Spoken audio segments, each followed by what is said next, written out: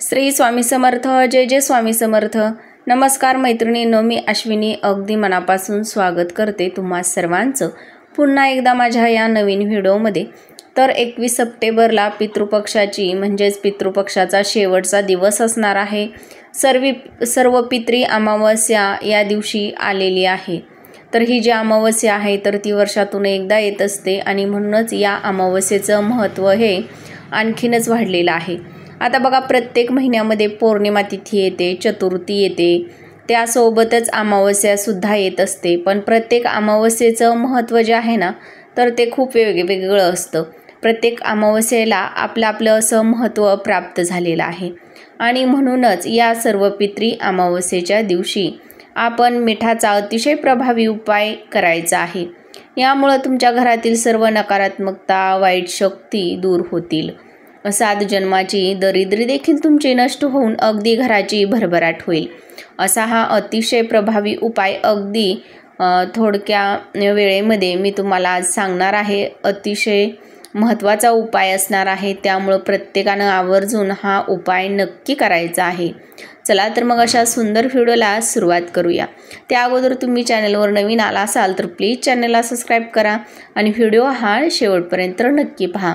म्हणजे तुम्हाला हा उपाय कसा करायचा, कधी करायचा, कोणत्या वेळेमध्ये करायचा, यासाठी कोणत्या वस्तू लागणार आहेत याविषयीची संपूर्ण माहिती तुम्हाला मिळून जाईल. चला तर मग व्हिडिओला सुरुवात करूया. तर बघा, अमावस्या तिथी ही जी असते तर ती आपल्या घरातील वाईट शक्ती,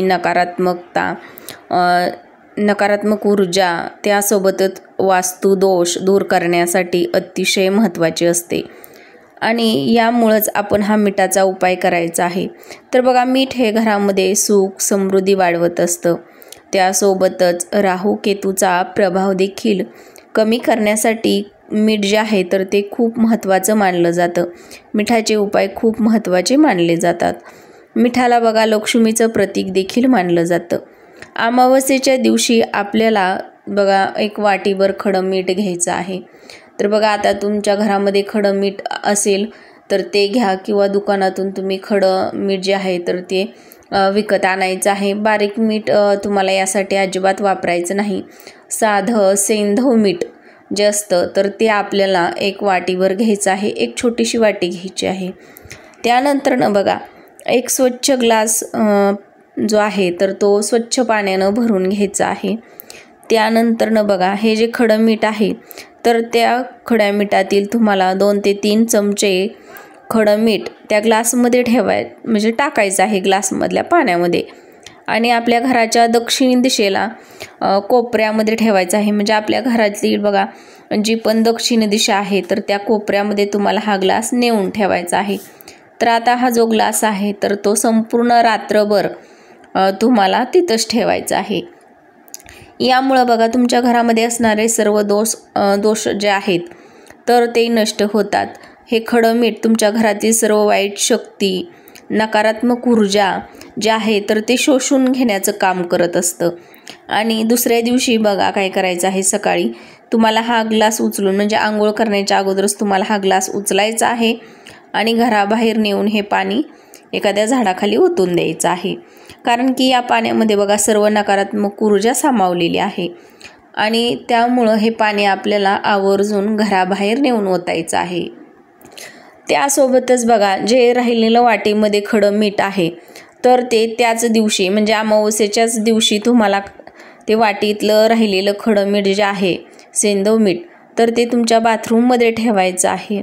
आणि बाथरूम आणि टॉयलेट एकत्र नसेल, वेगवेगळं असेल म्हणजे टॉयलेट वेगळं असेल आणि अंघोळीचं बाथरूम वेगळं असेल तर तुम्हाला 2 वाट्यांमध्ये खडं मीठ करायचं आहे हे आणि दोन्ही वाट्या तुम्हाला 2 ठिकाणी ठेवायच्या आहेत. म्हणजे अंघोळीच्या बाथरूममध्ये आणि टॉयलेटमध्ये अशा पद्धतीनं 2 ठिकाणी तुम्हाला ठेवायचं आहे. आणि एकत्र असेल तर 1 वाटी ठेवली तरीही चालेल.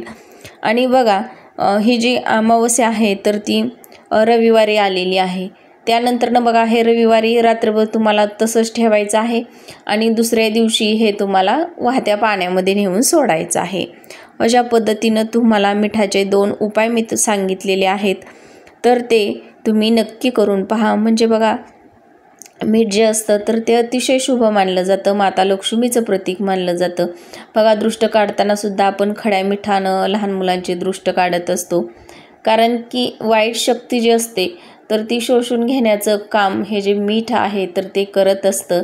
आणि म्हणूनच आपल्या घरातील सर्व नकारात्मकता निघून जावी, आपलं घर नकारात्मकतेचं जे वातावरण आहे आपल्या घरामधलं तर ते व्यवस्थित व्हावं, यासाठी आपल्याला हा जो उपाय आहे तर तो करायचा आहे. उपाय बघा अगदी छोटेसे असतात, साधे असतात, पण अतिशय प्रभावी असतात. कोणता उपाय कोणावरती कधी काम करेल हे सांगता येत नाही. त्यामुळं प्रत्येकानं आवर्जून असे छोटे मोठे उपाय अमावस्येच्या दिवशी नक्की करत चला, म्हणजे तुम्हाला याचा नक्कीच रिझल्ट येईल. चला तर मग पुन्हा भेटूयात अशाच एका नवीन सुंदर माहितीपूर्ण व्हिडिओसोबत. तोपर्यंत सर्वांना माझा श्री स्वामी समर्थ.